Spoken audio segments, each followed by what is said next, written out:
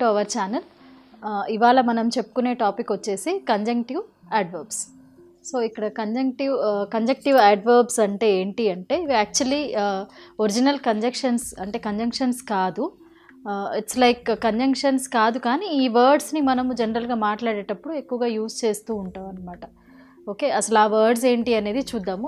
ఇక్కడ మీకు మ్యాక్సిమం ఉన్నటువంటి కంజంక్టివ్ అడ్వర్బ్స్ అన్నీ ఉన్నాయి list.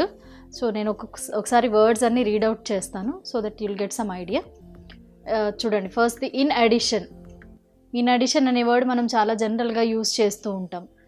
Okay, next for example, however, therefore, on the contrary, hence, in fact, otherwise, as a result, indeed, still, thus, on the other hand, furthermore, instead, incidentally, after all, finally, likewise, meanwhile, consequently, nonetheless. Okay. So ఇవి కొన్ని conjunctive adverbs అనమాట మనకు ఉన్నటువంటివి. అయితే ఇవి conjunctions కాదు basically, కానీ మనము అంటే టూ ఫ్రేజెస్ని జాయిన్ చేయడానికి యూస్ చేస్తాం. జనరల్గా కంజంక్షన్స్ అంటే ఇంతకు ముందు క్లాస్లో మనము డిస్కస్ చేసుకున్నాం కదా. సో ఇవి కూడా కంజంక్షన్స్ లాగే యాక్ట్ చేస్తాయి, but these are not original conjunctions అనమాట. సో ఇందులో వచ్చేటువంటి ఏవైతే ఈ కంజంక్టివ్ అడ్వర్బ్స్ ఏవైతే ఉన్నాయో వీటిని యూజ్ చేయడానికి కొన్ని రూల్స్ ఉన్నాయి మనకి. అంటే బేసికల్లీ ఇవి అంత స్ట్రాంగ్ కాదు. So these are very weak అనమాట. సో ఎప్పుడైతే రెండు ఫ్రేజెస్ని మనం జాయిన్ చేస్తూ ఉంటామో, సో జాయిన్ చేసేటప్పుడు కంజంక్టివ్ అడ్వర్బ్స్ యూజ్ చేసే ముందు మనము అంటే ఇప్పుడు ఒక ఫ్రేజ్ రాసిన తర్వాత లేదా ఒక ఫ్రేజ్ చెప్పిన తర్వాత అంటే రిటర్న్ దాంట్లో ఎక్కువ యూజ్ అవుతుంది ఇది. ఎందుకంటే పంక్చువేషన్ అనేటువంటిది మనకు రిటర్న్ స్కిల్స్లో యూజ్ చేసేటువంటిది. అంటే రిటర్న్ కమ్యూనికేషన్లో మామూలుగా మాట్లాడేటప్పుడు మనం అది ఎక్స్ప్రెస్ చేయలేం, కోలన్, సెమీకోలన్ అలాంటి ఫుల్ స్టాప్, కామర్స్. కాకపోతే రిటర్న్లో ఎలా యూజ్ అవుతుంది అంటే ఈ కంజంక్టివ్ అడ్వర్బ్స్ అనేటువంటివి రాసేటప్పుడు వాటికి ముందు అంటే ఒక ఫ్రేజ్ అయిపోయాక ఈ కంజంక్టివ్ అడ్వర్బ్స్ రాసే ముందుగా మనము సెమీకోలన్ని యూజ్ చేస్తాం. ఓకే, సెమీకోలన్ యూజ్ చేశాక కామా పెట్టి దాని తర్వాత నెక్స్ట్ ఫ్రేజ్ని మనం రాయడం జరుగుతుందన్నమాట. సో ఇది ఎందుకు ఇంపార్టెంట్ స్పోకెన్ ఇంగ్లీష్లో అంటే మీరు జనరల్గా గమనించినట్లయితే ఇందులో మీరు వాడేటువంటి ఇందులో ఉన్నటువంటి చాలా వర్డ్స్ మనం తెలియకుండానే వాడుతూ ఉంటాం. ఎవ్రీడే కాన్వర్జేషన్స్లో కానివ్వండి, మాట్లాడే ప్రతిసారి కూడా యూస్ చేస్తూ ఉంటాం. సో మనకు అసలు ఆ వర్డ్స్ ఏంటి అనేది తెలియాలి కదా.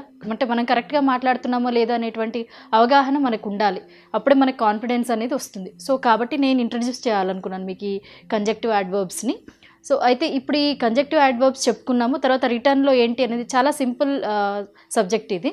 సో సెమీకోలన్ అనేటువంటిది ఉంటుంది, అది గుర్తుపెట్టుకోవాలి మనము, బికాస్ దీస్ ఆర్ వీక్ అనమాట, వీక్ వర్డ్స్ కాబట్టి. ఓకే, అయితే ఇప్పుడు మనము ఒక చిన్న ఎక్సర్సైజ్ చేద్దాము. అంటే ఎలా యూజ్ చేస్తున్నామో, ఎలా రిటర్న్ కమ్యూనికేషన్లో దీన్ని యూజ్ చేస్తున్నాం అనేది ఎక్సర్సైజ్ ద్వారా మనము తెలుసుకుందాము. ఇక్కడ నేను కొన్ని ఎక్సర్సైజ్ సెంటెన్సెస్ ఇవ్వడం జరిగింది, వాటికి ఆప్షన్స్ కూడా ఇచ్చాను. అయితే ఇందులో ఏవైతే మనం ఇంతకుముందు కంజంక్టివ్ అడ్వర్బ్స్ డిస్కస్ చేసుకున్నామో ఆ వర్డ్స్ అంటే చాలా మటుకు we can guess the meaning, అంటే మీనింగ్ గెస్ చేయొచ్చు. కొన్ని ఉంటాయి మనకు తెలియనివి, కొత్త వర్డ్స్ లాంటివి. సే ఫర్ ఎగ్జాంపుల్ ఇక్కడ నంత్లెస్ ఒకటి, నెవర్త్లెస్ అనేటువంటిది. ఇవి ఏంటి అంటే ఇన్స్పైట్ ఆఫ్ అన్న మీనింగ్, అంటే అయినప్పటికీ కూడా అన్న మీనింగ్ అనమాట. సో అలాంటివి తప్పించి మిగిలినవి మీరు అంటే వాటి మీనింగ్ తెలుస్తుంది కాబట్టి you can easily guess. Okay, so first sentence చూడండి. She wore her raincoat dash she stayed dry during the rain. అంటే ఆమె రెయిన్ కోట్ వేసుకుంది కాబట్టి రెయిన్లో కూడా తడవకుండా డ్రైగా ఉండగలిగింది అన్న మీనింగ్ కదా. సో ఇక్కడ మనకి ఆప్షన్ చూసినట్లయితే we have 3 words, however, therefore, on the other hand. చూడండి, హౌఎవర్ అంటే అయినప్పటికీ అన్న meaning, on the other hand అంటే ఇది కాకుండా, అది వేరేగా అన్నట్టు ఒక మీనింగ్. సో దేర్ఫోర్ అంటే కాబట్టి అన్న ఒక మీనింగ్ అనమాట. సో అంటాం కదా, కాబట్టి అన్న ఒక మీనింగ్. సో ఇందులో మనకి సరిపోయేటువంటి వర్డ్ వచ్చేసి దేర్ఫోర్. ఓకే, సో మనము ఇది రాసుకోవచ్చు ఇక్కడ.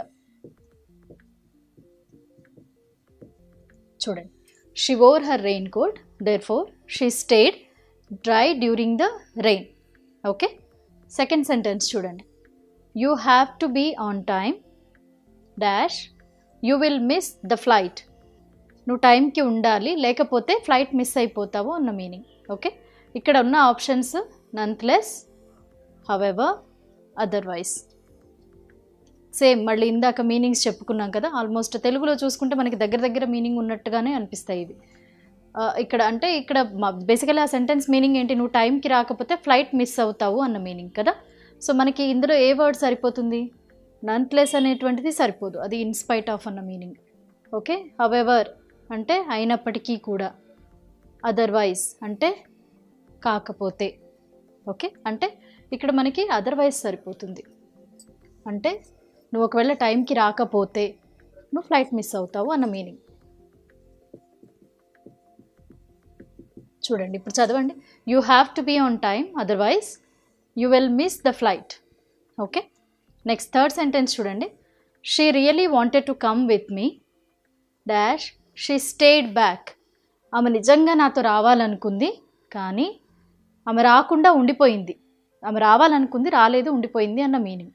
ఓకే, సో ఇక్కడ మనకి 3 వర్డ్స్ ఉన్నాయి, హవెవర్, లైక్వైజ్, ఇన్స్టెడ్. అంటే ఇప్పుడు ఆమె రావాలి అనుకుంది రాలేదు. ఓకే, అంటే ఒక పని చేయాలని ఇంకొక పని చేసింది, అది ఆ మీనింగ్ అనమాట ఈ సెంటెన్స్. సో ఇక్కడ మనకి సరిపోయేటువంటి వర్డ్ మీకు హవెవర్ అనిపించి ఉండొచ్చు కానీ ఇట్ ఈజ్ ఇన్స్టెడ్ అనమాట. అంటే ఆమె రావాలనుకుంది కానీ దానికి బదులుగా ఆమె ఉండిపోయింది, బదులుగా అన్న మీనింగ్ వస్తుంది ఇక్కడ. Okay, so instead is the correct word. She really wanted to come with me, instead she stayed back, ఆమె నాతో రాకుండా ఉండిపోయింది అన్న మీనింగ్ అనమాట. ఓకే, నెక్స్ట్ ఫోర్త్ సెంటెన్స్ చూడండి, he is a flop star dash he has many followers. అతను ఒక flop star అయినప్పటికీ అతనికి చాలామంది ఫాలోవర్స్ ఉన్నారు అన్న సెంటెన్స్ ఇది. సో ఇక్కడ మనకి వర్డ్స్ చూసినట్లయితే నెవర్త్లెస్, హవెవర్, లైక్వైజ్. సో ఇక్కడ మళ్ళీ సేమ్, నెవర్త్లెస్ అంటే ఇన్స్పైట్ ఆఫ్ అంటే అయినప్పటికీ, హవెవర్ కానీ, తర్వాత లైక్వైజ్ అలాగా. ఓకే, సో ఇక్కడ మనకి సరిపోయే వర్డ్ వచ్చేసి నెవర్త్లెస్ అనమాట.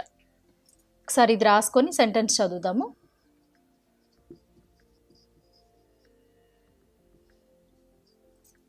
He is a flop star nevertheless he has many followers. అతను ఒక ఫ్లాప్ స్టార్ అయినప్పటికీ అతనికి చాలామంది ఫాలోవర్స్ ఉన్నారు అన్న మీనింగ్.